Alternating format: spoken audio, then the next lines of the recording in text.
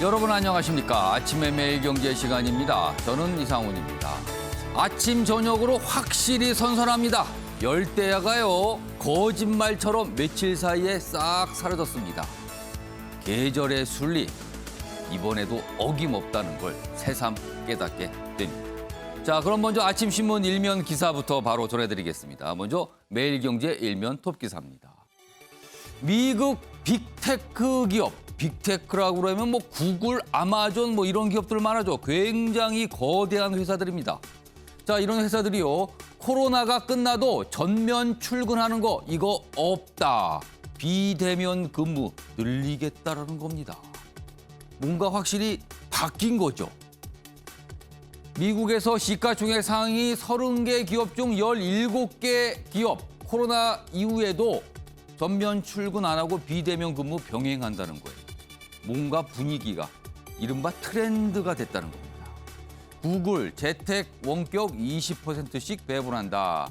일 잘 되는 곳에서 편안하게 알아서 근무하세요. 이런 분위기랍니다. 다음은 조선일보 보겠습니다. 한미훈련 축소했더니 김여정, 북한 노동당 부부장이죠. 주한미군 철수 얘기를 꺼냈습니다. 그동안 북한은 이런 얘기 안 했고요. 과거 김정일 시절에도 주한미군은 인정을 하는 분위기였거든요. 그런데 갑자기 그리고 언론에 따라서는 뜬금없이 주한미군 얘기를 꺼냈다. 이런 반응입니다. 김정은 위임을 받은 김여정 훈련 시작 날 남 당국자가 배신을 했다. 배신이란 얘기일 거랍니다. 그리고 미국 전략자산 철수도 요구. 아마도 사드 또는 F-35 전투기 이런 걸 말하는 것 같습니다. 남북 간 통신선 응답 안 했다. 끊겼습니다. 이번엔 경향신문 보겠습니다. 코로나 하루 2,000명 돌파. 지금 공식적으로 발표는 아직 안 났습니다만 어제 밤 집계에 이미 2,000명이 넘어섰습니다. 아래로 가겠습니다. 10일 어제 오후 9시까지 2,021명이 집계됐습니다. 그러니까 시간이 더 있었으니까 훌쩍 넘어선 겁니다. 2주 만에 신규 확진 또 역대 최다를 기록하고 있습니다. 전문가들은요. 당분간 정점 없다. 더 늘어날 수 있다는 뜻입니다. 마지막으로 중앙일보인데요. 사진 좀 확인해 보겠습니다. 여기 보시면 학생들, 고3 학생들이 앉아 있어요. 어제가 수능 D-100일 백신 맞는 고3. 지난 9일부터 고3 백신 접종이 시작이 됐거든요. 이렇게 백신 접종 기다리고 있습니다. 예년 같았으면은 공부할 시간이죠. 학생들. 지금 백신을 맞고 그리고 수능을 치르기 위해 이렇게 준비하는 모습입니다. 사진으로 소개되어 있습니다. 역시 기사 위에는 이미 2,000명 넘었다. 이런 내용도 좀 같이 있습니다. 자, 지금까지 일면기사 짚어봤고요. 오늘도 뉴스의 의미를 풍부하게 읽어주실 그리고 막강한 분석도 곁들여주실 네 분께서 자리하셨습니다. 한 분씩 소개해드리겠습니다.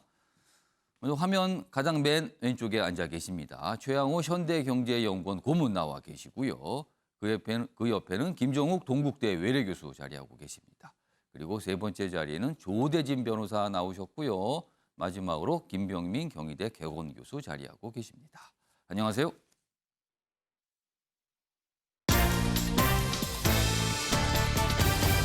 오늘날 주요 이슈를 정리했습니다. 아침을 여는 키워드 8월 11일 수요일 순서입니다. 네 가지 키워드 화면에 준비되어 있습니다. 첫 번째 키워드 확인해 보겠습니다. 다시 끊었다. 뭘 끊었다는 걸까요? 북한입니다. 통신선이 다시 복구, 복구란 표현보다는 다시 연락이 된지 남과 북 사이 연락이 된지 얼마 안 됐어요. 며칠 안 지났습니다. 그런데 어제 북한이 오후에요 끊었습니다. 판문점 쪽에 설치된 남북 연락사무소 통신선 그리고 동해와 서해에 있었던 군사통신선 다 끊었습니다. 응답이 없어요. 그래서 오늘 첫 번째 키워드 다시 끊었다. 두 번째 키워드는요. 토론 딜레마. 제1야당인 국민의힘 경선준비위원회가 어제 경선에 대한 구체적인 일정을 다 결정했습니다. 그리고요, 8월 중에 토론, 대선 주자 토론을 2번 한다고 했는데요.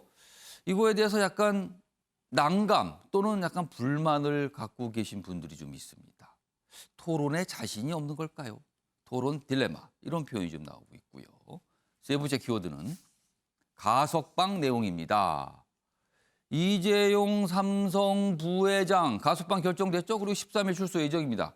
여당 내에서 이 사안을 놓고 약간 내홍 조짐이 있습니다. 그동안 민주당의 어떤 방향과 이게 맞는 것인가? 아니다. 세상이 바뀌었기 때문에 필요하다. 맞서고 있는 상황입니다. 마지막 키워드는요.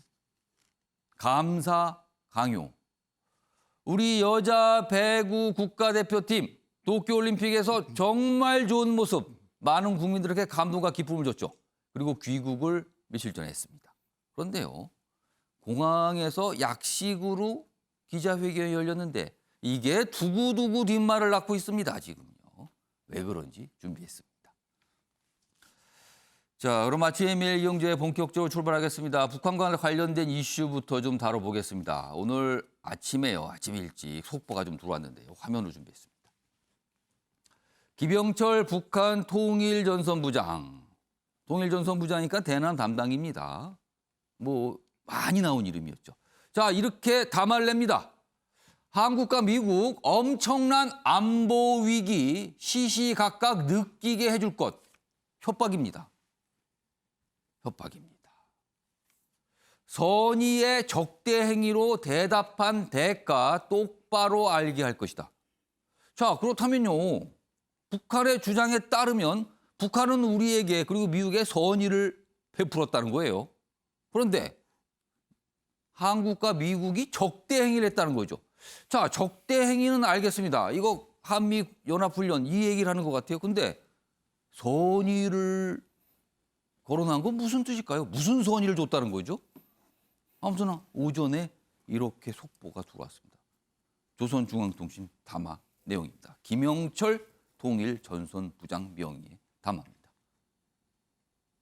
시시각각 느끼게 해준답니다. 협박입니다.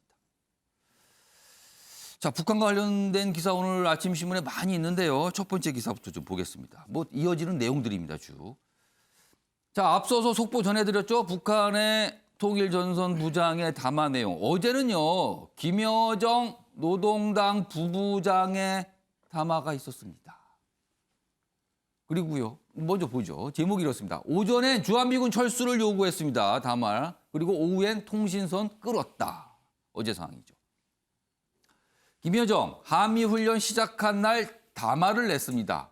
그러면서 뭐 이런 얘기예요. 뭐 이 미군이 주한미군이 정세학하의 화근이다. 그러니까 철수하라는 요구를 한 겁니다. 그리고 그 언급 뒤 남북 연락사무소 그리고 군 통신선 두절됐습니다. 자, 북한 이딴 강경 압박에도 청와대는 뭐 아직 별다른 입장, 내용을 내놓지 않고 있습니다. 오늘도 오전에 지금 통일전선부장 담화가 있잖아요. 아마 우리나라 안보당국이 좀 움직일 텐데요. 뭐 어떤 내용이 나올지 좀 기다려 보고요. 그리고 이 내용과 관련해서 어제 북한 방송이 보도를 했습니다. 그 내용을 확인해 보겠습니다. 이번 합동군사 연습은 우리 국가를 힘으로 압살하려는 미국의 대조선 적대시 정책의 가장 집중적인 표현이며 우리 인민의 안전을 위협하고 조선반도의 정세를 보다 위태롭게 만드는 결코 환영받을 수 없는 반드시 대가를 치르게 될 자멸적인 행동이다. 조선반도의 평화가 깃들자면 미국이 남조선에 전개한 침략 무력과 전쟁 장비들부터 철거하여야 한다. 미군이 남조선에 주둔하고 있는 한 조선반도 정세를 주기적으로 악화시키는 화근은 절대로 제거되지 않을 것이다. 남조선 당국자들의 배신적인 처사에 강한 유감을 표한다. 나는 위임에 따라 이 글을 발표한다. 많은 내용을 담고 있어요. 좀 정리를 하자면요. 주한미군 얘기를 꺼냈죠. 뭐 앞서서는 전 한미훈련에 대해서 비난을 하고요. 주한미군 얘기와 함께 뭐 미군 얘기를 하면서 무슨 장비 얘기를 해요. 아무래도 전략자산, 전략무기 관련된 뭔가 비난 같습니다. 이 두 가지가 약간 군사적 내용이고요. 그리고 배신이란 말을 꺼냅니다. 우리가 북한에 뭔가 배신했다는 거예요. 그리고 이거는 위임에 따른 것이다. 김정은 위임에 따른 것이다. 뭐 이런 뜻으로 해석이 됩니다. 이 얘기 좀 해봐야겠습니다. 김종욱 교수님. 네. 주한미군 얘기를 왜 꺼냈을까요? 일단 제가 볼 땐 주한미군 얘기 같은 경우는 새로운 상황이긴 하죠. 왜냐하면 네. 김일성, 김정일 두 위원장들 같은 경우는 주한미군 주둔을 인정했던 측면들이 분명히 있는데 예. 주한미군 제기를 하고 있는 거는 좀 색다르긴 합니다만 제가 볼 때 이런 북한의 어떤 대응에 대해서 우리가 좀 과도하게 대응하거나 또는 너무 유하게 대응할 필요는 없다는 생각이 들어요. 그래서 예. 전 나름대로 이제 한국의 대선이 실제로 시작됐구나라는 느낌이 하나 드는 게 있고요. 대선이 시작이 됐다. 네네. 그러니까 한국의 대선이라고 얘기하는 건 동아시아 지역에서 상당히 중대한 계기 중에 하나이기 때문이라는 생각이 드는 거고 또 하나는 이제 중국이나 미국 이 두 나라 사이에서 다 아시겠습니다만은 미국 같은 경우는 북한을 동맹으로 만들어야 된다는 얘기가 나오는 상황 정도의 그래서 미중 간의 지렛대로서 활용하는 측면이 있는 것 같고요. 또 하나는 내부 정치도 많이 활용해요, 실제로는. 그러니까 지금 코로나19도 어렵고 식량도 상당히 문제가 있고 경제도 어려운 상황이기 때문에 예. 이렇게 어떤 어려운 상황이 오는 이유는 북한의 정치의 문제가 아니라 미국을 중심으로 하는 유엔의 제재와 압박 때문이다. 이것 때문에 이런 사태가 온 것이다라고 하는 책임 전가라는 정치들을 계속 반복적으로 진행하고 있는 측면들이 분명히 있습니다. 예. 그래서 이런 측면들하고 또 하나는 실제로 한미 연합 훈련을 하게 되면 북한은 상당히 긴장하는 상황들이 벌어져요. 실제로 그렇습니다. 이건 왜냐하면 최고 지도자들 같은 경우가 이 전시 상황이 벌어지게 되면 자신의 위치들을 갖다가 다 숨기면서 이동하는 상황까지 벌어지기 때문에 실제적인 위험이 분명히 있습니다. 이런 종합적인 상황들을 고려해서 진행을 하는 거라는 생각이 드는데 제가 핵심적으로는 내부 정치라는 생각이 더 많이 들어요. 북한 내부의 분위기를 좀 다잡기 위한 것일까요? 왜냐하면 남쪽 같은 경우는 한미연합훈련을 진행합니다만 상당히 축소하는 것으로 진행한다는 예. 얘기가 분명히 있었거든요. 그리고 예. 과거에 비해 상당히 예를 들어 강화된 내용도 아니에요. 그렇다면 이 부분 같은 경우는 내부 정치, 북한 내부 정치 또는 한국의 대선이라는 국면 그다음에 소위 미국의 북한에 대한 대북 정책과 관련된 일정한 변화를 요구하는 다목적적인 제가 볼 때 협박 정치의 하나의 내용이라는 생각이 들기 때문에 예. 저는 이런 부분과 관련해서는 저희가 너무 과도하게 반응하거나 또 너무 유화적으로 반응할 필요는 없다는 생각이 들고요. 예. 이런 상황에 맞게 적절하게 조치를 하면 되는 상황이라는 생각이 듭니다. 한미 훈련은 이제 사전 연습이 시작이 됐군요. 본 연습도 이제 곧 시작이 됩니다. 그리고 여러 가지 있어요. 얘기가 축소됐다. 그리고 이게 실제 기동 훈련은 거의 없고 그냥 어떻게 보면 게임 형식의 이런 연습만 하고 있는 거 아니냐. 이런 지적도 있는 상황인데 북한이 이런 반응을 보인 거예요. 다음 기사 하나 더 보겠습니다. 역시 주한미군 이걸 언급한 부분을 지적하고 있는데 김정은도 주한미군 이해했다. 과거에 문재인 대통령 이런 약간 설명이 좀 있었는데 어제 북한이 좀 어떤 강경한 담화라고 할 수 있죠. 근데 별다른 반응은 아직 없다. 근데 오늘 새벽에 또 나왔잖아요. 그러니까 우리 당국도 좀 고민을 하고 아마 논의와 회의를 하겠죠. 한번 기다려 보겠습니다. 같은 내용을 좀 설명하고 있어요. 일단 북한은 아직 특이 동행 없다. 근데 무슨 또 도발을 하는 거 아닌가? 이런 우려를 좀 낳고 있습니다. 자, 이 내용과 관련해서 과거 북한이 주한미군에 대해서 어떻게 인식을 하고 있는가? 우리 당국자에서 설명이 좀 있었는데요. 그 내용 좀 확인해 보겠습니다. 우리 측 입장은 연합군사훈련은 훈련의 중단이나 재연기는 현실적으로 불가능하다. 또 그러한 명분도 없다는 것이었습니다. 그러한 취지로 그 이유를 쭉 설명을 조금 더 부연해서 하려고 했었는데 그러한 필요가 없었습니다. 김정은 위원장이 그 북측은 평창 올림픽을 위해서 연기된 한미 연합 훈련과 관련해서 오는 4월부터 예년 수준으로 진행하는 것을 이해한다. 그런 입장을 밝혔습니다. 또 앞으로 그러나 한반도 정세가 안정기로 진입하면 한미 훈련이 조절될 수 있을 것으로 기대한다는 입장을 밝혔습니다. 그러니까 2년 전에는 북한 입장이 저랬다는 거예요. 좀 이해한다. 근데 지금 보면은 한미 훈련을 문제 삼는 거를 넘어서 주한미군 존재 자체를 또 다시 문제 삼았거든요. 그래서 배경이 무엇인가 여러 가지 궁금증을 낳고 있어요. 아직은 모릅니다. 북한이 설명을 안 하죠. 그거에 대해서 왜 그런지는. 근데 추정은 가능합니다. 다음 내용 좀 화면을 보겠습니다. 최근에 왕이 외교부장이 이런 얘기를 했어요. 한미훈련 뭐 반대, 대북 제재 완화 뭐 이런 얘기를 꺼냅니다. 이게 중국 쪽 입장이었죠. 근데 그러면서 김여정이 또 이런 얘기를 하죠. 주한미군 얘기를. 아마도 중국의 입장. 최근에 중국이 사실은 곳곳에서 미국과 대결하고 있죠.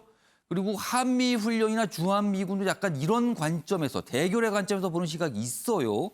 그거를 북한이 의식한 거 아니냐는 거죠. 혈맹이자 든든한 후방인 중국 입장에 힘을 실어주기 위해서 주한미군 얘기를 갑자기 꺼낸 거 아닌가. 물론 실현 가능성 없죠. 근데 꺼낸 거죠. 아무튼 해석입니다. 지금 일단 이런 해석도 있습니다. 지금 전문가들 사이에서는. 자, 다음 기사 하나 더 이어가 보겠습니다. 김여정 담화에 담긴 내용 중에 배신 얘기를 해요. 뭐 배신적 행위 뭐 이런 건데요. 이걸 좀 보겠습니다. 이례적으로 배신이란 단어를 쓴 김여정. 그렇다면 이게 혹시 그 사이에 남북 훈련 이후에 무슨 이런 협의 같은 게 물밑에서 있었던 거 아닙니까? 이 기사는 이렇게 질문을 하고 있습니다. 한미훈련, 기존 논평이 없었던 표현입니다. 남측이 약속을 어겼다. 앞서서 김영철 통일전선부장 담화 내용에도 뭔가 선의 이런 얘기가 있었잖아요. 그렇다면 그동안 무슨 얘기가 왔다 갔다 한 거 아니냐는 거죠. 통신선 복원 결정 배경에 신물 실려 있다. 이 얘기 좀 해보겠습니다. 뭐 아직 모르겠습니다. 이게 왜 그런 건지는. 최영학 고문님, 네. 배신이란 표현이 들어갑니다. 그리고 선이란 표현이 오늘 또 나왔어요. 이게 뭐죠? 그러니까 뭔가 약속을 했는데 그게 예. 지켜지지 않았다는 부분들로 해석이 이제 되는 거 아닙니까? 그 사전적으로. 근데 이제 박지원 국정원장이 국회에서 정보위원회 가서 이런 얘기를 했어요. 훈련을 중단할 경우에 이에 상응하는 남북관계 관련 조치를 취하겠다는 북한 의향이 있다. 이렇게 된 겁니다. 그러면 그럼 뭘까요? 아니, 그러니까 뭐 모든 거 하는데 여기서 얘기가 중요한 키워드가 두 가지죠. 예. 중단 그리고 북한의 의향이 있는데 지금 중단은 안 된 상태로 이것이 축소가 됐단 말이죠. 그렇기 때문에 거기서 뭔가 지금 뭐 자기네들이 이런 정도까지 했는데 그걸 지켜내지 못했다. 뭐 이런 그러면은 이유로 이 훈련 관련해서 모릅니다만 지금은 일단 네. 뭔가 중단하는 문제가 남과 북 사이에 얘기가 있고 그 이후에 어떤 상황 전개에 대한 논의가 있었는데 이게 중단이 안 되고 축소 정도 끝나니까 북한이 저렇게 강경한 반응을 보이겠다. 하죠. 근데 과거 보면은 김여정이가 우리 뭐 북한에 삐라 보내고 선전문체할 때 막 공격을 하니까 우리가 급하게 예. 대북 전단 금지법을 했잖아요. 아니 과거에는 말 잘 듣더니 왜 지금은 이래? 이런 뭐 얘기도 할 수가 있고 저는 전반적으로 예. 뭐 가장 뭐 핵심적인 게 미군 철수가 되는데 예. 한미 동맹 이제 뭐 해체하라는 거랑 뜻과 똑같거든요. 그렇다면 이것들을 다 종합적으로 한다면은 나만 하고 얘기할 거 없어. 미국 나오세요예요, 이거는. 미국과 직접 얘기하겠습니다. 그러려면 미국을 대화의 상대로 해서 어떤 대화의 장소로 불러내려면 가장 뭐 좋은 전략이 미군 철수. 사실 지금 바이든 정부에서 북한 문제, 한반도 핵 문제는 예. 우선순위가 굉장히 떨어지고 최근에 어떠한 조치도 지금 북한에 관해서는 안 하고 있거든요. 답답한 거죠, 지금 북한은. 예. 그래서 최종 대화의 상대는 미국이라는 것이 지금 뭐 확실히 드러났고요. 예. 그 미국을 다시 대화의 장이라든가 뭔가 얘기를 해야 되는 장에 하기 위해서는 가장 뭐 연결고리가 강한 미군 철수 이 부분을 지금 짚고 나온 부분인데 뭐 북한이 지금 기대했던 것은 우리가 미국에 잘 얘기를 해서 예. 이런 것들이 자기네 뜻이 전달이 돼야 되는 과정인데 그것이 뭐 어쨌거나 지금은 한미 훈련에 축소라는 모양으로 나왔기 때문에 거기에 예. 실망한 그런 상황에서 배신이라는 얘기를 뭐 우리 남한 정부를 믿었는데 뭐 미국은 설득을 못한 뭐 그런 뭐 어떤 뜻이 담겨 있다고 보여집니다. 김재욱 교수님, 그러니까 오늘 새벽에 시시각각으로 위기를 느끼게 해주겠다고 협박을 했어요. 근데 그에 앞서서 어제 배신이라는 표현이 나왔고요. 그리고 오늘은 또 선이라는 표현이 나왔어요. 그럼 배신, 선이라는 거는 뭔가를 약속을 했는데 안 했다는 뜻으로 해석이 될 수도 있어요. 그러면서 시시각각 위기를 느끼겠다고 강경하게 나왔습니다. 이 배신 선의 이거 무슨 뜻일까요? 근데 기본적으로요, 뭔가 약속할 수 있는 사항이 없어요, 실제적으로는요. 그러니까 저건 북한의 전형적인 방식입니다. 그냥 방식이다 그러니까 지금 이렇게. 배신 이렇게 얘기하는 거나 예를 들면 주한미군 철수 이런 거 실제적으로 배신의 내용이 뭔지도 모르고 그러니까 이 통신선 같은 경우도 마찬가지로 자기들이 일방적으로 끊고 난 다음에 보고 난 상황. 일방적으로 또 하자고 그랬단 말이에요. 아마 북측이 제안을 했다라고 얘기하면 그냥 그야말로 북한의 입장들을 제기했을 거예요. 그리고 지금 아까도 말씀드렸지만 북한 같은 경우는 상황이 되게 어려운 상황입니다. 주한미군 이런 얘기를 하는 이유는 뭐냐면 중국도 왕이도 얘기했던 것처럼 대북 제재 완화를 얘기하는 측면들이 분명히 있기 때문에 중국의 지금 미중 간의 갈등 속에서 중국의 편을 들어주면서 중국이 대북 제재 완화를 얘기하고 있는 거는 그런 과정 속에서 중국이 북한에게 상당한 지원을 할 수 있는 측면들이 분명히 있는 거고요. 또 주한미군 철수를 얘기하게 되면서 소위 한미 간의 이 문제와 관련된 내용들을 던지면서 한미가 이것을 또 협의하게 하는 내용들이 분명히 있기 때문에 예. 이런 내용들을 가지고 우리 그 남측에서 일단 제가 아까 말씀드린 과민 반응할 필요는 별로 없다.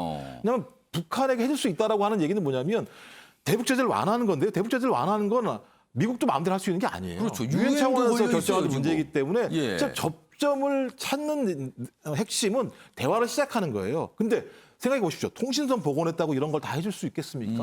그런 측면에서 계속 지금 북측에서 요구하는 상황에 대해서 국회 정보위 차원에서 국정원장이 제기한 내용들이 분명히 있는데 그 내용들은 상황 설명 정황인 거죠.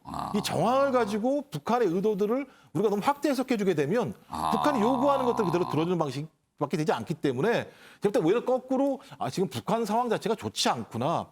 그렇다면 이런 상황들을 잘 활용해서 대화의 국면으로 끌어낼 수 있는 우리의 레버리지를 활용하는 것으로 고민해야지 예. 북한이 얘기하는 언어에 대해서 우리가 집중하는 건 그냥 좋은 방식이 아니라는 생각이 들고요. 전 이럴 때일수록 오히려 좀 나름대로 우리의 입장을 굳건하게 지키는 게 중요하다. 그런 지키는 과정 속에서 접점이 나오는 거지 북한이 얘기하는 거에서 과민 반응하는 순간부터 계속 더 큰 단어, 더 예. 센 용어들이 나올 수밖에 없기 때문에 저는 북한의 전형적 방식에 넘어갈 필요는 없다고 생각을 하고요. 어느 순간 되면 제가 볼 때는 대화의 국면에 나올 수밖에 없다. 이렇게 계속 갈 수는 없는 상황이기 때문에 저는 잘 기다리고 우리의 원칙을 지키는 게 더 중요하다고 생각을 합니다. 그러니까 지금 상황에서 우리가 북한에 뭘 약속을 할 수 있는 상황도 아니기 때문에 북한이 말하는 선이라는 거는 혹시 통신선 복구한 거.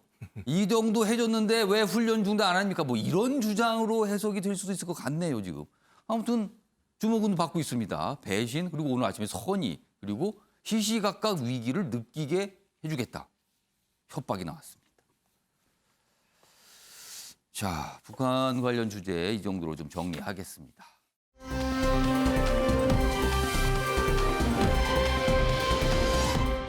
다음은 야당 상황 좀 짚어보죠. 야당이 아직 대선 주자들 간의 이 경선 경쟁이 시작이 안 됐어요. 공식적으로는.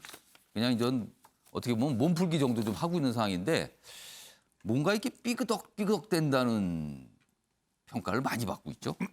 먼저 첫 번째 기사 준비했는데 좀 보겠습니다. 국민의힘 이달 8일과 25일 후보 13명 합동 토론회 이거 하기로 이제 발표했어요. 그리고 나서 이것뿐만 아니라 향후의 경선 일정 그리고 각각의 경선 방식에 대해서 쭉 결정했습니다. 경선준비위원회가요. 자, 이따 합동토론회 얘기 나오니까 윤석열 예비후보 측 후보 다 나와 토론 되겠나? 약간 불만 표시가 있었다고 합니다. 그러니까 여당 때도 많았죠. 여당 그 경선 컷오프 전에도. 그때도 약간 너무 많다는 표시였는데 13명이 나와서 이게 토론이 됩니까? 라는 반응이 있었습니다. 경선준비위원회 일정 결정을 놓고 당내에서 약간 충돌이 있어요. 그 충돌이 어제 오전에 좀 나왔어요. 언론 인터뷰를 통해서. 근데 오후에 경선준비위원회가 보란 듯이 다 결정을 했습니다. 싹. 그 최종 경선까지. 경선 룰까지 사실상 다 정했어요. 자, 여기 보면 이제 불만 표시들이 나와요. 뭐 월권 이준석 대표가 주도한다. 그리고 뭐 여기 보면 이준석 대표는 뭐 이렇게 얘기하시는데요. 뭐 후보 겸 심판하시려고 그럽니까? 뭐 이런 반응까지 있었습니다, 지금. 자, 그럼 어제 오전 상황인데요. 당내에서 어떤 목소리들이 나왔는지 확인해 보겠습니다. 그래서 당 지도부도 후보를 도와줘야 된다는 기본적인 전제가 좀 있었으면 좋겠어요. 왜냐하면 우리 지금 대선 국면에서의 주인공은 후보들이 되어야 되거든요. 자꾸 논란의 소지가 있는 방식으로 운영하는 것은 바람직하지 않다고 봐요. 이제 당 대표가 당을 모든 당의 대표자이기 때문에 주도해야 된다는 생각이 있는데 사실 대선 국면에서는 또 우리 당헌 당규 자체도 보면 이제 당의 후보자로 당의 대선 후보자로 선출이 되면 대선 후보자가 먼저 그 당의 운영을 우선적으로 그렇죠. 담당할 수 있도록 할 정도로 대선 주자들 자체를 좀 더 우대하는 그 제도적 장치를 갖추고 있거든요. 네. 뮤직비디오를 찍느니 아니면 뭐 서로 뭐 리얼리티 프로그램을 하니 이런 식으로 홍보 기획 안에 대한 이 내용을 경준이가 일일이 지금 확정된 것처럼 앞질러 가는 것도 월권일 뿐만 아니라 예. 문제는 이 아이디어들의 상당 부분이 이준석 대표 자신으로부터 나오고 있다는 데서 심각한 문제가 있다고 생각합니다. 경선 프로그램이 이게 좋다 저게 좋다 이런 식의 관심도 저는 끊어야 된다고 생각을 하고요. 경준이 결선 그 구성 과정에서 최고위원회 다 거쳤고요. 그다음에 그 논의하는 내용은 경준에서 결정하는 거 아닌가요? 뭘 월권했다고 하는지, 뭐 때문에 월권했다고 하는 거지. 그러니까 경준이의 어떤 권한, 뭐 역할 놓고 어제 얘기가 많았어요. 그리고 월권 얘기가 나왔는데 어제 오후에 경준이가 회의 통해서 결정한 사안을 발표를 했습니다. 그 내용 들어보겠습니다.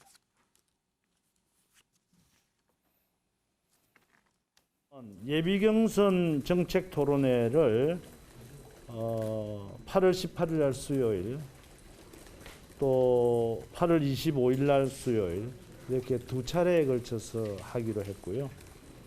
그래서 1차 컷오프 경선은 봉사활동 또 비전 스토리텔링 프레젠테이션 공개 면접 이런 순서로 진행이 되어서 9월 13, 14일 날 투표를 하고 9월 15일 날 결과 발표를 하게 됩니다. 자, 뭐 영상에는 저 정도만 담겼는데요. 굉장히 많은 일정과 어떤 세부 계획들 쭉 어제 결정해서 발표를 했습니다. 김병민 교수. 네. 일단 경준이의 어떤 결정, 역할. 뭐 대표적으로 보면 어제 8월에 2차례 토론한다. 그리고 본선 가서는 10차례 토론한다. 뭐 이런 내용 발표했거든요. 네. 경준이의 윤석열 예비후보 캠프 측에서는 불만이 있으십니까 지금?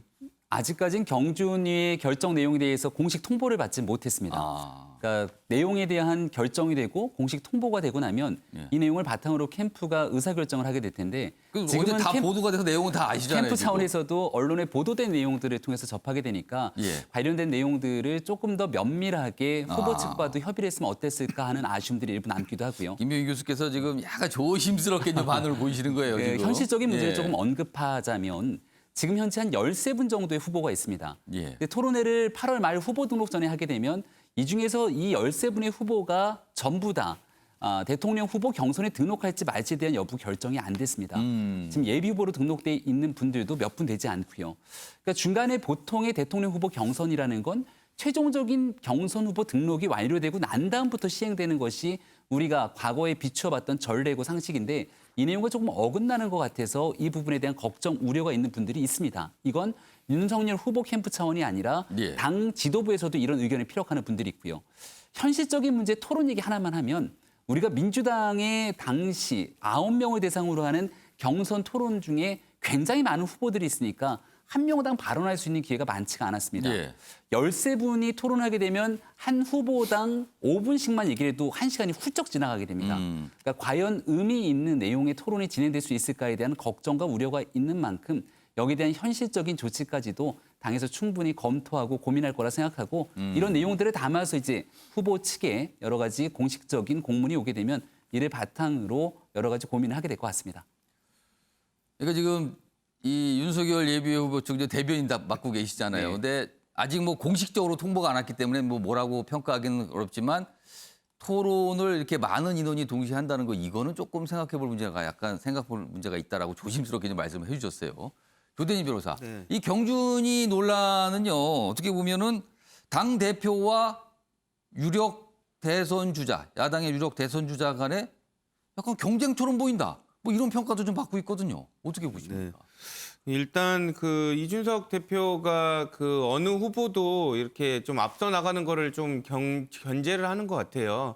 그래서 조금 그 지지율이 높은 후보 관련해서도 뭐 이게 어떻게 보면 조금 이렇게 좀 그 배려를 해준다든지 이런 게 없고 그냥 일괄적으로 다 그냥 후보 개인으로 이렇게 대우한다는 그런 좀 느낌이 지지율 차이가 좀 있거든요. 많이 나잖아요. 지금. 네네, 지지율 차이가 많이 나는 그런 상황에서도, 그러니까 윤석열 그 전 총장, 윤석열 후보 그 입장에서는 좀 배려를 좀 해주고 토론회에서도 조금 이렇게 좀 분리를 해서 토론회 할 거를 조금 원하는데 그런 배려가 없이 다 후보, 그러니까 당 대표가 중심이 되고 나머지 후보들은 그 옆에 그 그림자를 지키는 뭐 이런 모습으로 좀 구도를 짜가는 거 아닌가라는 생각이 들고요. 그러면은 이겁니까? 최근에 국민의힘 내부에서 이 물고기 논쟁이 벌어졌잖아요. 그러니까 지지율상으로 어떤 후보는 돌고래, 고등어, 멸치, 뭐 생선 다 나왔어요. 그런데 이준석 대표는 모두 다 그냥 멸치로 대우한다. 근데 그렇죠. 어떤 후보 쪽에서는 무슨 소리 체급이 다른데 돌고래는 돌고래 대우를 해줘야지. 뭐 이런 거는데 그거에 대한 의견 차이입니까? 그럼? 그렇죠. 그러니까 이준석 대표 입장에서는 전부 다 물고기로 보는 거죠. 그냥 그러니까 물고기다. 그냥 다 물고기니까 당 대표가 중심에 있어야 되고 당 대표를 중심으로 한 그런 경선 체제가 그 흘러가는 것처럼 모습이 보여야 되는데 이제 윤석열 그 전 총장 입장에서는 아까도 말씀드렸다시피 체급이 다른 사람은 체급이 다른 사람들대로 이렇게 묶어서 그러니까 실질적으로 효율적이 있는 대선 경선이 되도록 그래야지 흥행도 좀 이루어질 수 있을 텐데 이렇게 다 모아가지고 한마디씩만 하는 그런 형식적인 토론회가 되어서는 안 된다. 그런 그 경선이 되어서는 안 된다라는 입장을 좀 표명을 하고 있는 것 같습니다. 이뭐 경선이 아직 시작도 안 됐는데 지금 뭐 이게 뭐 월권 아니면 토론이 이게 뭡니까 뭐 이런 얘기가 나오는 거예요 지금요. 관련 기사 좀 이어가 보겠습니다. 이번에는 토론에 초점을 둬서 윤석열 예비 후보 여기 등장을 했네요. 패싱땡 논란 참석된 난타 대상. 아 이게 이제 이래도 약간 좀 신경이 쓰이고 저래도 신경이 쓰이고 그런다는 거예요. 1위 이긴 1위인데 초년병인 윤석열 당 토론의 딜레마다. 그래서 토론 딜레마란 표현이 나옵니다. 여기 보시면 일단 18일과 25일 예비 후보 토론회가 잡혔어요. 근데 만약에 여기를 불참해요. 그럼 얼마 전에도 봉사활동 불참해갖고 얘기가 많았잖아요. 근데 여기도 불참할 경우에는 논란. 참석을 하게 되면 집중 공격 대상이 될 수 있다 이거죠. 여기 보시면 이런 상황에서 최재형 전 감사원장은 윤석열과 차별화, 참가 의지를 보였다는 거예요. 그리고 이분들 홍준표, 유승민 등도 토론에 적극적. 이분들은 벼르고 있는 것 같습니다. 지금 뭔가 왔다 기회가. 그리고 김재원 최고위원 후보 등록 전 이거 부적절합니다. 약간 이런 반응도 있었습니다. 그 상황이 이렇습니다. 이 얘기 좀 해보겠습니다. 김명희 교수. 네. 약간 여기 보면 윤석열 예비후보 측에서는 약간 좀 딜레마라고 표현을 했어요. 이게 이 딜레마랑 그리고 약간 불만을 갖고 있는 게 등장하는 토론회에 참여하는 후보가 너무 많아서 그런 겁니까? 아니면 아직 윤석열 예비후보의 토론 실력이 수위에 올라가지 못한 걸 감안해서 그런 겁니까? 저희는 딜레마라고 생각하지는 않습니다. 그러니까 당의 경선, 특히 예비후보로 등록되고 난 다음에 경선 일정이 진행이 되고 나면 흥행이 돼야 됩니다. 그리고 원팀의 모습을 보여야 되고 우리가 민주당의 경선 과정을 지켜보면서 반면교사를 삼아야겠죠. 근데 민주당 내에서 과거 국민 면접을 하게 될 때 김경률 회계사를 넣고 빼는 문제를 갖고 조율이 되지 않아서 예. 한번 국민적 비난의 대상이 된 적이 있습니다. 이게 조율이 잘 되지 않으면 흥행을 하려고 만들었던 행사가 오히려 국민들의 눈 밖에 날 수가 있거든요. 한 13분의 후보가 다 같이 모여서 토론을 했는데 이게 당이 생각했던 것처럼 빛이 나지 않고 중구난방으로 이야기가 정리가 되게 되면 여기에 대한 고통은 결국 개별 후보의 몫과 당에 대한 부담으로 다 이어질 수밖에 없습니다. 예. 사실 앞서가는 주자 입장에서는 13명의 후보가 주르륵 와서 얘기를 하게 되면 다 n분의 1로 얘기를 하기 때문에 결국 얘기할 수 있는 시간은 정해져 있습니다. 그럼 그 피해를 보는 건 앞서가는 주자가 피해를 보는 것이 아니라 나머지 있는 주자들이 충분하게 쏟아내고 싶은 얘기를 하지 못하게 될 수도 있거든요. 토론을 생각하면 우리가 2017년도에 1등 주자로 앞서가던 문재인 후보가 있습니다. 예. 그 문재인 후보를 대상으로 당시 안철수 후보가 추격자의 입장에서 끝장 토론을 하자고 굉장히 많이 얘기를 했는데 예. 실제 토론 현장에 나와서 어떻게 됐습니까? 토론으로 인해서 낭패를 봤던 건 끝까지 토론하자고 주장했던 당시 안철수 후보였거든요. 사실 그 토론에 대해서 훗날 참사라는 평가까지 있었죠. 그러니까 윤석열 후보가 실제로 대통령 선거에 나가기 위해서 꽤 오랜 기간 동안 예. 고민하고 준비된 그런 내용들이 있기 때문에 실제 토론을 거부하거나 회피할 하등의 이유가 없습니다. 예. 다만 당 전체가 화합해서 가기 위한 좋은 모양새를 다른 후보들과 당이 유기적으로 조율해서 갔으면 좋겠다는 희망사항을 얘기하고 있는 겁니다. 그러니까 딜레마 아니다. 회피하는 거 아닙니다. 이걸 지금 김병민 교수께서 지금 윤석열 캠프의 대변인을 맡고 계시잖아요. 강조해 주셨어요. 회피하는 거 아니다. 딜레마 아니라고. 다만 너무 많은 인원이 참가되면 이게 토론이 되겠습니까? 약간 여기에 문제 제기를 하셨다는 거예요, 지금. 조대진 변호사님 네. 발언 기회 요청하셨는데 어떻게 보세요? 저는 그 토론이 되게 기대가 됩니다. 기대가 된다고요? 예, 기대가 되는 이유가 뭐냐면 13명 참가하는 그 토론. 네, 윤석열 후보가 이제 어떤 얘기를 할지 되게 기대가 되는데요. 그러니까 토론회를 해보면 소위 가진 미천들이 드러나게 되거든요. 그런데 이제 국민들이 지금 가지고 있는 거는 윤석열 그 후보에 대해서 되게 신비감은 있지만 예전에 예. 그 안철수 대표에 대해서 가지고 있었던 것처럼 어. 뭐 무슨 말을 할지 되게 초미의 관심을 가지고 있거든요. 예. 근데 만약에 여기서 실수를 하게 되면 정말 그야말로 소위 말하는 폭망의 그 지름길이 될 수 있다라는 부분에 있어서 정말 슬기롭게 넘어갈 수 있을지 지금 그 윤석열 후보에 관련돼서는 이미 지금 말실수를 많이 하고 있거든요. 그 언론 인터뷰 통해서 알려진 내용들에 대한 논란이 계속 있었죠. 네, 지금. 그래서 부적절한 발언들도 많이 하고 정무적인 판단이 조금 부족한 거 아니냐라고 얘기를 했는데 예. 토론회에 가면은 이런 그 임기응변식의 답변이 아니라 정책에 관련된 심도 있는 자신의 생각들이 드러나게 되기 때문에 예. 이런 부분들을 국민들이 뭐 2시간 정도 진행되는 과정에서 면밀히 들여다보게 된다면 그 본인의 미천이 드러날 게 지금 뭐 준비가 100% 됐다라고는 뭐 본인은 얘기는 하지만 그렇게 생각하지 않을 수 있기 때문에 그래서 아무래도 토론회 관련해서 조금 좀 소극적인 입장이지 않을까 그런 생각이 좀 듭니다. 네. 조대진 변호사는 토론회 기대된다 그러면서 미천 한번 보겠습니다. 뭐 이런 뜻인 것 같아요, 지금. 최하고 의원님, 윤석열 전 총장에게 이 토론회는 무슨 의미가 될까요?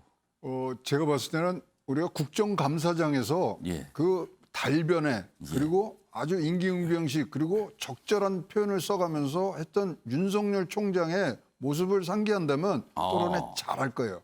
그리고 과거에 국감 때마다 나와서 질문 받고 뭔가 네. 얘기하고 뭐 이런 모습. 그렇죠. 그리고 주제도 정해 있어요. 예. 그리고 자기가 할 말만 하기 때문에 저는 뭐 말로 밀리지는 않을 거라고 생각을 하는데 예. 그런데 문제는 과정이 지금 중요한 게 뭐냐면 이거는 지금 이준석 대표가 대변인 뽑을 때 일단 흥행을 성공을 했단 말이죠. 예. 잘하는 사람 뽑고 이렇게 해서 대결을 배틀을 시켜서 갔는데 대선 후보를 만드는 것은 사람을 뽑는 과정이 아니라 만들어가는 과정이 돼야 되는 거예요. 그래서 자 그러면 저는 이제 윤석열 후보에 제가 참모라면은 참가하지 마십시오라고 얘기를 할 겁니다. 이걸 그럼 참석 패싱 때 논란이잖아요, 지금. 그럼. 패싱 때 논란하지만 그 나오는 주제가 있지 않습니까? 예. 그럼 부동산하고 일자리 이렇게 뭐 사회복지로 나가는 것 같은데 따로 공약 발표하시면 되는 거예요. 토론회 참석 안 하고. 예. 이순신 장군의 전법을 써야 된다는 거죠. 이순신 장군이 23전 23승을 하는데 예. 이길 전투만 하신 거예요. 그러면은 토론회는 이길 전투가 아니라고 판단하는 거죠. 아니죠. 그럼 경선 후보 지금 등록도 안 한 상태고 이게 뭐 이준석과의 갈등, 뭐 당내부의 갈등, 그다음에 이제 국민의힘도 뭐 고쳐야 될 점이 하나가 위계 질서 되게 따지거든요. 예. 아니 나중에는 뭐 안철수 후보하고 단일화하면 바깥에 있는 사람 끌어들어올 건데 그러면 자기 마이웨이를 가고 예. 9월 이제 뭐 9월 달에 이제 등록을 하잖아요. 8월 30일, 31일 날 후보 등록을 한 다음부터는 당에 그런 것들을 예. 딱 따라야죠. 그 전에는 뭐 자기가 이길 싸움, 자기가 유리한 고지에서 자기가 유리한 그라운드에서 자기 시간대로 가는 게 맞다고 생각을 합니다. 토론에 참석하지 말라는 거예요. 최영호 고문님은 지금 그런 제안하셨는데 일주일 남았어요. 지금 18일이면은. 예, 김종욱 교수. 저는 그건 말이 안 된다고 생각을 해요. 왜냐하면 그러니까 이게 참석 무슨 안 하는 거. 입당을 해서 경선준비위원회가 일정을 만들었는데 참석을 하지 않는다? 예. 그리고 나서 별도로 공약을 발표한다? 제가 봤을 때 그러면 진짜 난맥상. 그러니까 모 최고위원이 언론의 평가가 좋지는 않을 것 같아요. 그러니까 콩가루 이 논쟁이 예. 또 시작되는 거예요. 핵심 뭐냐면 이건 윤 예비후보가 자초했어요. 입당할 때부터 당대표, 원내대표 없을 때 입당한 거 아니겠습니까? 그다음에 대선 후보들 봉사활동하는데 누구 만나러 가셨습니까? 1인 시위하고 있는 친윤 의원들 만나러 간 거 예. 아니겠습니까? 세 번째는 휴가라고 안 가셨어요. 이러니까 그때부터 뭐 논란이 발생한 거예요. 뭐가 문제가 있는 거 아니야? 당대표와 그다음에 윤 예비후보와 갈등이 있는 거 아니야? 이런 논란이 벌어졌기 때문에 전 그렇다면 최소한 경선준비위원회가 만든 행사에는 참석을 해서 이런 잡음을 갖다 줄일 필요가 분명히 있는 거죠. 저는 앞으로 계속 토론이 벌어질 겁니다. 처음이 아니죠. 그렇다면 참석해서 본인의 능력을 입증하면 되는 거라 생각이 드는 거고요. 그다음에 본인에게 제기되고 있는 많은 예를 들면 의구심에 대해서 본인이 그걸 눌러내면 된다는 생각이 드는 거예요. 예. 안 그렇게 되면 계속 아마도 이준석 당대표와 윤 예비후 간의 갈등설은 계속 불어질 수밖에 없을 겁니다. 예. 그렇게 되면 어떤 것까지 갔으면 나중에는 이준석 당대표가 플랜 B 준비하는 거 아니야? 그러니까 윤 예비후보가 불안하니까 플랜 B 준비하는 거 아니야? 또는 플랜 B 준비하는 김에 앞으로 대선 후보 확정되게 되면 11월 달부터는 이준석의 시간이 사라지는 거잖아요. 3개월 남아있는 자기 정치 시간 아니겠습니까? 전 이런 식의 논쟁으로 가게 되면 상당히 안 좋은 상황이 되게 되는 거고 진짜 콩가루 얘기가 나올 수밖에 없는 상황이 된다. 예. 저는 오히려 이럴 때일수록 지금 야권의 여론조사 1위 후보가 빨리 나와서 이런 분들 봉합하는 게 제가 볼 때는 책임감 있는 모습인 거죠. 저는 만약에 이번에도 패싱한다? 제가 볼 때는 심각한 갈등으로 갈 수 있다는 생각이 듭니다. 아직 시간이 남았습니다. 지금 윤석열 예비 후보 측에서 판단을 할 겁니다. 뭔가 결정을 하겠죠. 하여튼 이런 모습을 보고 국민의힘 내부에서 물고기가 나오니까 무슨 아쿠아리움입니까? 뭐 지금 아쿠아리움 정당이냐? 뭐 이런 얘기까지 나왔어요. 이 상황은요.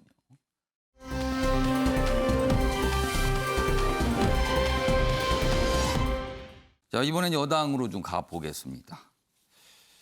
뭔가 의견과 주장의 충돌이 좀 있습니다. 한 가지 사안을 두고요. 가석방 결정입니다. 먼저 기사 하나 있습니다. 보시죠. 문 대통령 이재용 가석방 책임 넘기지 말고 입장 밝혀라. 이런 목소리가 정치권에서 나와요. 그러니까 정의당에서 이 얘기를 한 거예요. 왜 뒤에 숨어 계십니까? 입장 밝히세요. 누가 결정하고 있는 건지 다 압니다. 뭐 이런 반응이 나왔습니다. 심상정 대통령 결단이라는 건 삼척 동자도 다 알고 있다. 직격을 했습니다. 직격을. 그리고 여당 내에서도 가석방에 대한 여러 가지 얘기들이 나와요. 반박, 뭐 찬성, 반대 뭐 이런 겁니다. 지금 쭉 나오고 여기 보면 뭐 반대 의견, 창세 의견이 써 있습니다. 지금. 자, 그럼요. 이와 관련해서 정치권에서 나온 목소리부터 좀 확인해 보겠습니다. 이번 결정이 대통령의 결단이라는 것은 삼척 동자도 다 알고 있습니다. 국민들의 여론과 그 법무부의 어떤 특별한 혜택을 받은 셈이 됐습니다. 국가와 국민의 봉사하는 기회로 활용해 주실 것을 당부드립니다. 가석방의 법령상의 요건에 맞춰서 절차대로 진행한 것이고 가석방 정책에 대한 제 신념은 확고합니다. 전 세계적으로 우리나라만큼 교정시설, 수용시설에 과밀하게 110%에 이르는 그런 나라가 거의 없습니다. 다음은 대선 주자들의 반응이죠. 여기 뭐 이재명 특혜도 안 되지만 차별도 안 된다. 이낙연, 이재용 국민께 또 한 번 비쳤다. 글쎄요, 이게 어떤 의미일까요, 지금 이거는. 그리고 윤석열, 정해진 요건과 절타 따라 이루어졌다. 최재형, 국가경제 기여로 이어져야 된다. 약간 여야의 뭐 다르긴 하지만 특혜, 차별 뭐 이런 게 동시에 들어갑니다. 김종욱 교수님. 네. 박범계 법무장관이 어제 이 가석방 여러 가지 당내에서 좀 내용처럼 비춰지니까 뭐 기자들 질문을 많이 받았어요. 뭐 영상에도 소개드렸는데 영상에서는 뭐 안 나왔던 것 중에 하나가 가석방은 법무부 결정사항이다. 이걸 강조합니다. 맞습니다. 근데 정의당에서는 지금 대통령이 뭔가 얘기하라 지금 이러잖아요. 그러니까 법무부 장관 소관 상황인데요. 하필이면 예. 가석방 대상이 이재용 삼성전자 부회장이라는 거죠. 그렇다면 이걸 법무부 장관이 그냥 개인적으로 결정했을 것인가? 저는 그렇지 않을 거라고 생각을 합니다. 저는 그래서 대통령이 정면 돌파해야 된다고 생각을 합니다. 정면 돌파를 한 거다. 네. 정면 돌파해야 된다고 생각합니다. 해야 앞으로 된다? 설명을 해야 되는 거죠. 그럼 대통령 입장이 필요하다는 거예요, 지금? 왜냐하면 그 국민 여론 같은 경우는 이재용 부회장에 대한 가석방 요구가 더 높았던 건 사실입니다. 그 이유 중에 하나는 소위 우리 경제라고 하는 상황들을 고려했다는 측면들이 분명히 있는 거고요. 국민 여론이 높다고 한다고 하더라도 거기에는 적어도 그런 것을 국민들이 이해할 만한 어떤 내용들을 정확히 설명을 해야 되는데 설명은 없는 거예요. 그냥 코로나19 이후에 우리 경제가 안 좋으니 삼성전자 부회장을 가석방을 시키면 경제에 좀 도움이 되지 않을 것인가라고 하는 것 하나랑 반도체 경쟁에서 큰 문제가 있으니 오너 리스크를 빨리 최소화시켜서 반도체 경쟁에서 잘할 수 있게 해주자라고 얘기할 수 있습니다. 좀 그렇게 설명해야 된다고 생각하는 거예요. 대통령이 국민에게. 그러면 반대 여론이 분명히 있겠죠. 말씀하신 것처럼 민주당 내부에서 이게 공정이 맞아? 이런 얘기들이 분명히 있습니다. 왜냐하면 여전히 지금 재판 중이잖아요. 다른 사안들이. 이 사안뿐만 아니라. 그다음에 갓 60% 복역했는데 내보냈어요. 그러면 이재용 부회장이라고 하는 저도 유전 유죄 같은 개념으로 그럼 유치해 있는 분 같은 경우는 소위 요건만 살짝 갖추게 되면 가석방할 수 있는 것인가에 대한 논쟁이 분명히 있을 거고요. 그럼 삼성전자라고 하는 거대한 기업이 이재용 부회장 개인이 만들었습니까? 그럼 많은 노동자들이 같이 만든 거 아니겠습니까? 근데 동일한 잣대를 대야 돼. 동일한 잣대가 없는 거죠. 좀 대통령이 두 가지 설명하셔야 되는 거죠. 경제를 위해서 가석방 조치를 했다. 예. 그리고 많은 국민들 중에서 일정한 비율이 여기에 대해서 많은 불공정성에 대해서 논란이 많다. 그런 불공정성에 대해서 우리는 이러저런 판단을 했다라고 설명을 하시지 않게 된다면 당연히 내부에서 논란이 많은 거죠. 앞으로 계속 이럴 거야? 그렇다면 법이 만인에게 평등하다는 것이 사실이야? 라고 하는 근본적인 가치. 근데 문재인 정부가 초기에 얘기했던 과정은 공정할 거다라고 하는 얘기들. 공정한가? 당연히 그럼 결과가 정의로울까? 이런 고민이 분명히 있지 않겠습니까? 예. 그럼 저는 그 부분에 대해서는 대통령이 아무리 법무부 장관의 소관 상황이라 하더라도 이재용 삼성전자 부회장의 가석방 문제라고 얘기한다면 청와대가 이 부분에 대해서는 공식적인 입장들을 좀 밝히는 것이 상식적인 거고 국민에 대한 도리라고 생각을 합니다. 휴대인 변호사. 네. 청와대 또는 문재인 대통령 입장을 안 내는 겁니까? 못 내는 겁니까? 어떻게 판단하세요? 입장을 안 내는 거라고 보고 있고요. 아까도 말씀 주셨지만 입장을 표명하는 거는 분명히 필요하다고는 보여집니다. 국민들에 대한 관심사고 그 가석방 대상이 또 이재용 삼성전자 부회장이라는 부분들 때문에 어떻게 보면 특혜를 준 거 아니냐라는 이런 오해를 살 수도 있기 때문에 오히려 그 필요성과 이런 부분들 과정에 대해서 명명백백하게 이렇게 설명하는 게 오히려 국민들한테는 또 도리라고 생각을 합니다.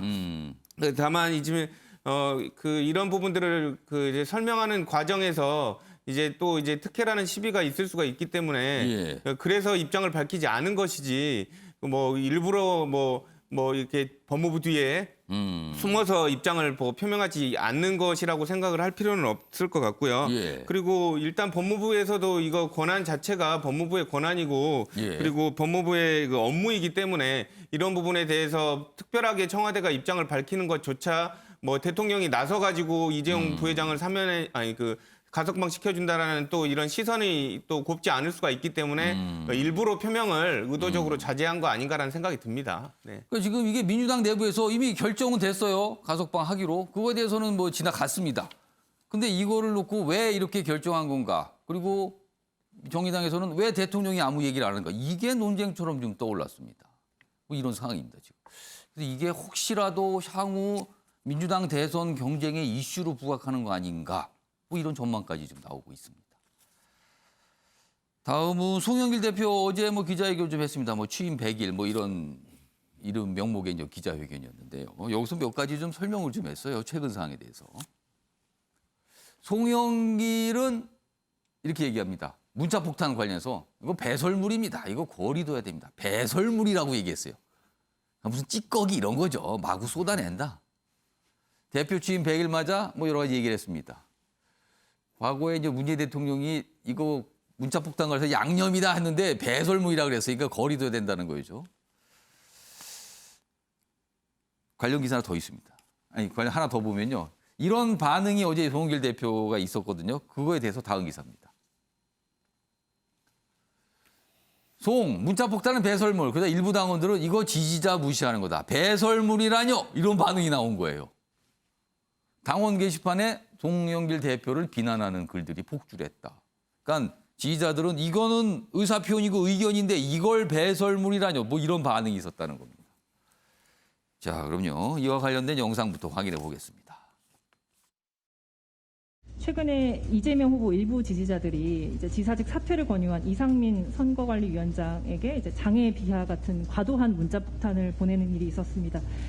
각 정치인들은 자기 지지자들이 자기를 돕는다고 상대 자망을 그렇게 하는 것에 대해서는 단호하게 반대 의사를 표시하고 하지 말도록 자신을 돕는 것이 아니다라고 저는 해야 된다고 봅니다. 저한테도 지금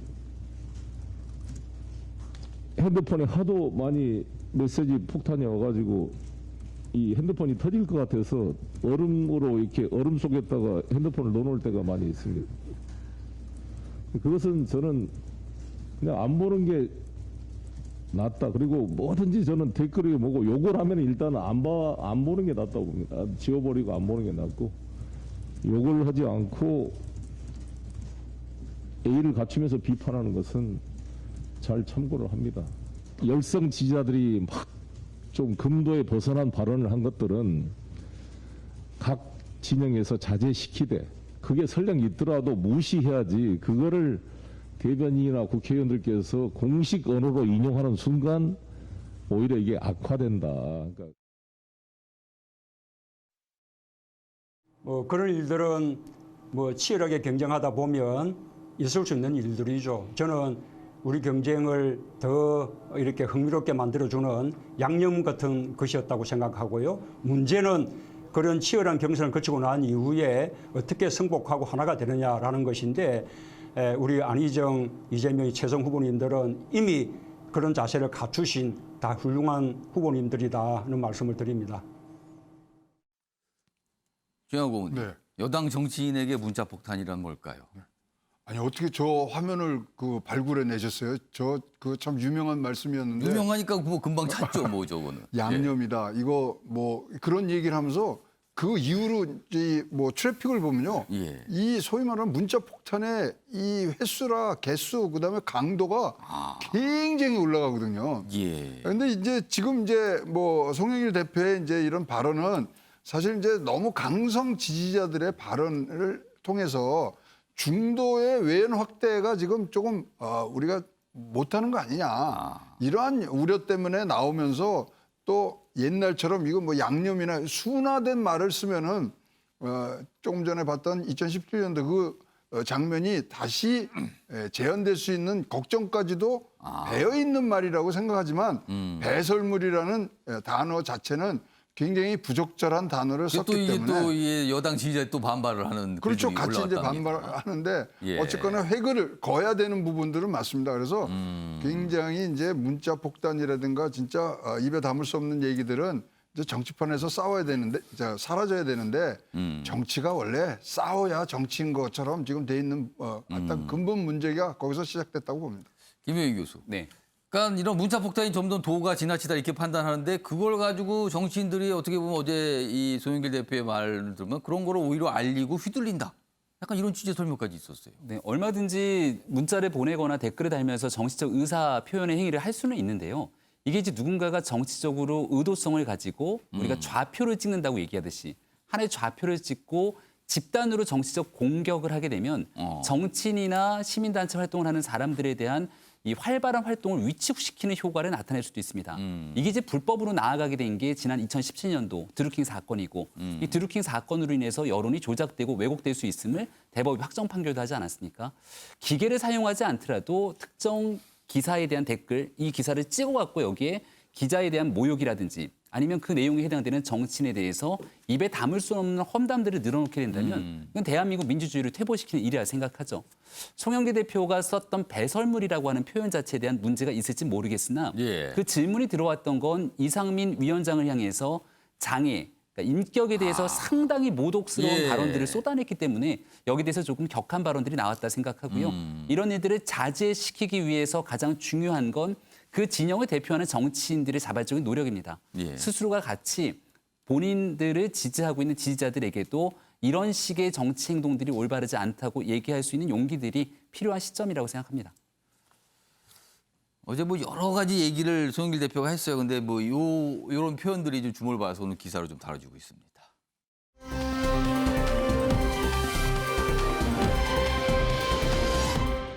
다음은요. 우리 여자 배구 국가대표 선수 그중에서도 뭐 김연경 선수가 좀 등장을 하는 내용인데요. 뭐 며칠 지났습니다. 입국했을 때니까요. 뭐 지난 9일인데요. 먼저 기사부터 좀 보겠습니다. 우리 여자 배구 대표팀이 9일 귀국을 했죠. 그리고 공항에서 약식으로 어떤 기자회견 형식의 어떤 얘기를 좀 했어요. 그런데 제목 보겠습니다. 선수 붙들고 대통령에게 인사시키다니 대구협회 비판이 쏟아졌다. 대구협회 게시판에 이 배구 팬들의 글이 뭐 쏟아졌다고 합니다. 공항 기자회견에서 사회자가 여러 가지 질문을 했는데 뭐 감사하죠, 감사하죠, 뭐 이런 걸 자꾸 물어본 거예요. 뭐 보상금에 대한 얘기, 뭐 대통령이 뭐 이 축하를 했다, 뭐 이거에 대한 얘기, 뭐 이런 겁니다. 땀 흘린 선수들에게 꼭 이랬어야만 됐는가 이런 지적이 좀 나오고 있습니다. 반응이 좀 이래요. 자, 그럼요. 며칠 됐는데 어떤 모습이었는지 확인해 보겠습니다. 포상금이 역대 최고로 준비되어 있는 거 아시죠? 아, 네네. 네. 금액도 알고 계시나요? 대충 알고 있습니다. 이거 아니에요, 이거? 조원태 총재님께서도 2억을 투척하셨고요. 또 조용경 회장님께서도 2억을 해주셨고 오한남 회장님께서도 2억을 저희한테 주셔가지고 여기에 대해서 감사한 말씀 하나 부탁드립니다. 모두 전부 감사하다는 말씀 드리고 싶습니다. 대통령께서 우리 또 김연경 선수에 대해서 따로 또 격려를 해주셨거든요. 그거에 대해서 답변 주셨나요? 제가요? 네. 제가 감히 대통령님한테 뭐 그냥 뭐 너무 그냥 감사한 것 같고 너무 감사드리고 오늘 자리가 왔습니다. 거기에 대한 답변으로 한번 인사 말씀 답변 한번 드려주시죠. 대통령. 뭔 답변이요? 대통령님께. 아니, 했잖아요 지금. 네, 한 번 더. 감사하다고. 감사합니다. 그렇죠. 저런 모습이었습니다. 김연경 선수가 감사하다고 여러 번 했죠. 저기에 등장하셔서 감사, 이름이 등장했잖아요. 감사를 받으신 분이 좋을까요? 저 감사를 받으면? 다음 화면 좀 보겠습니다. 사실 배구협회요, 과거에도 이거 다시 회자됩니다, 지금. 소환됐어요, 또. 김치찌개 회식. 2014년 아시안게임 금메달 땄는데요. 축하하는 자리겠죠.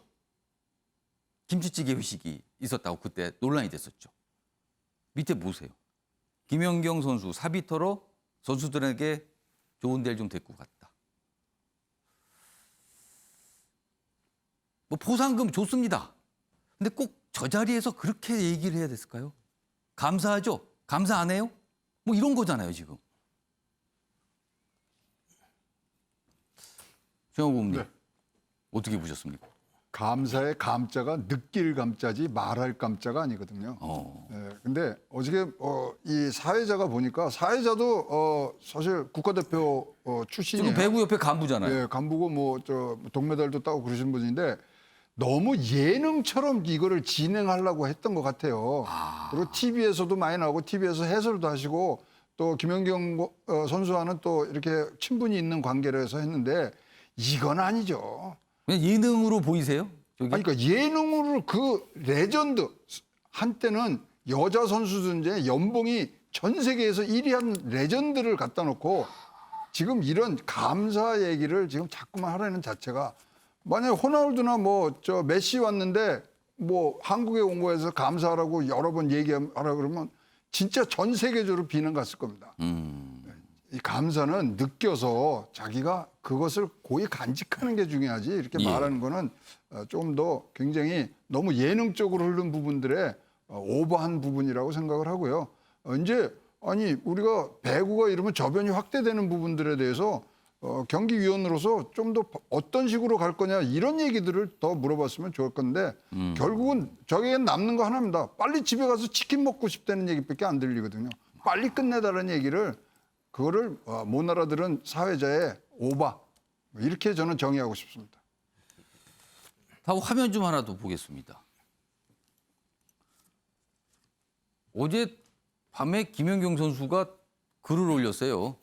문재인 대통령 축전 공유하고 감사합니다라고 다시 올렸어요. 그래서 이렇게 축전 이렇게 이렇게 요거 보내주셨네요. 그리고 감사합니다고 했습니다.